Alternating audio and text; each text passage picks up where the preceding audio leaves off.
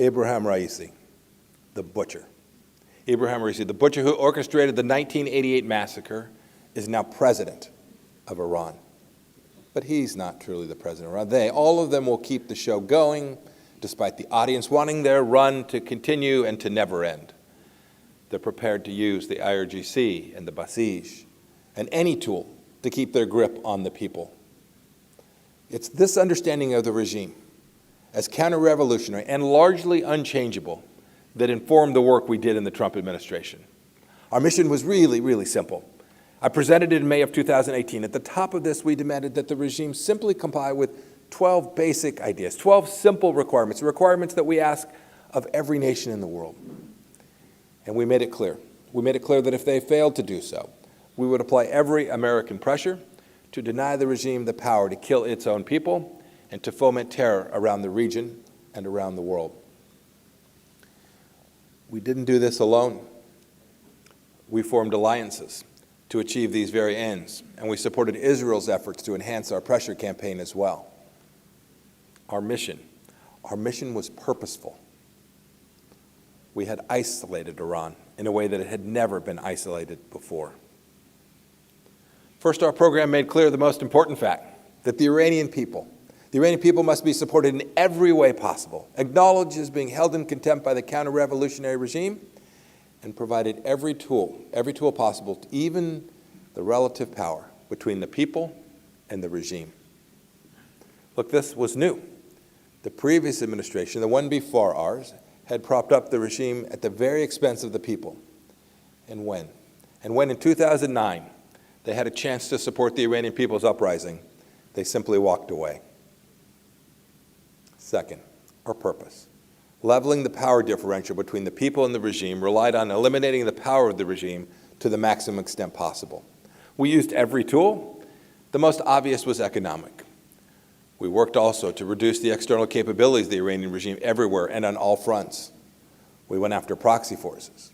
We went after them through information warfare and their efforts to use their nuclear program to coerce and extort people all across the world.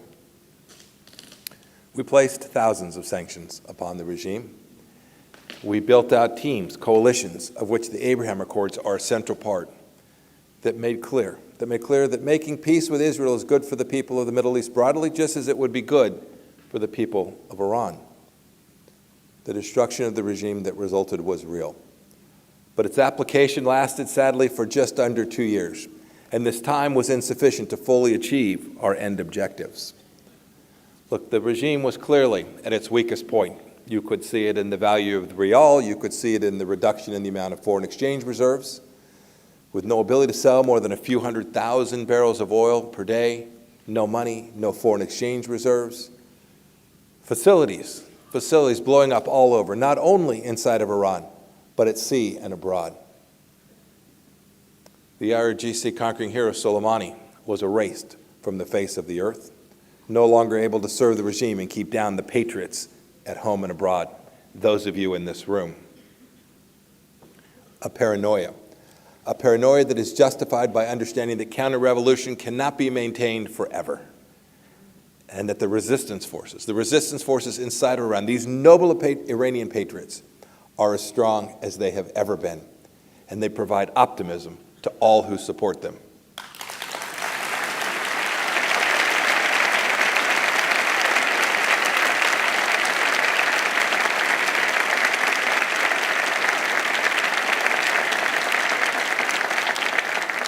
Our final prong of our effort was about the people. It was about you, about the people inside of Iran. As much as our economic pain and as much as our military efforts put pressure on the Iranians, the thing that troubled them the most, the thing that worried them the most was our effort to support the Iranian people. Our policy supported the Iranian people at every turn. When there were labor strikes,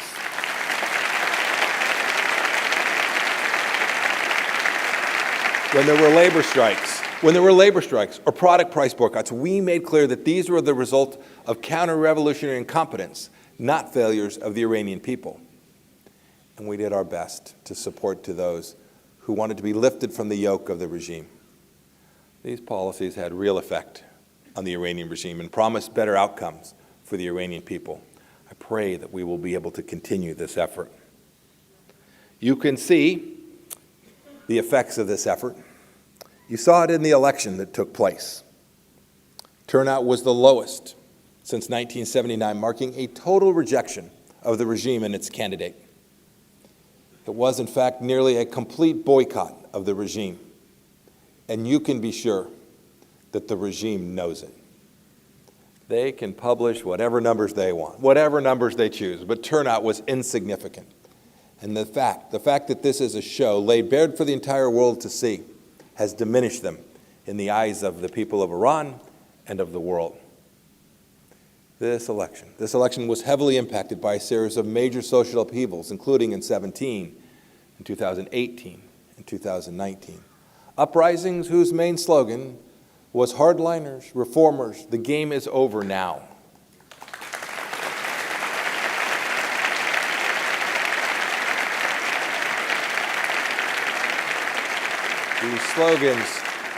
These slogans included death to the dictator, shaking the foundations of the regime in its entirety. The uprisings demonstrated the Iranian people pin no hope on elections overseen by an Ayatollah as a conduit for substantive change. The regime is indeed weak, at its lowest point in 40 years. Iranians from every corner of the nation can see the failure of the regime to deliver on the simple promises that it made. You see it even as we are here today, May 2022. We watch the video clips, we see the notes, and we hear the people of Iran rising up, demanding the change that they so richly deserve.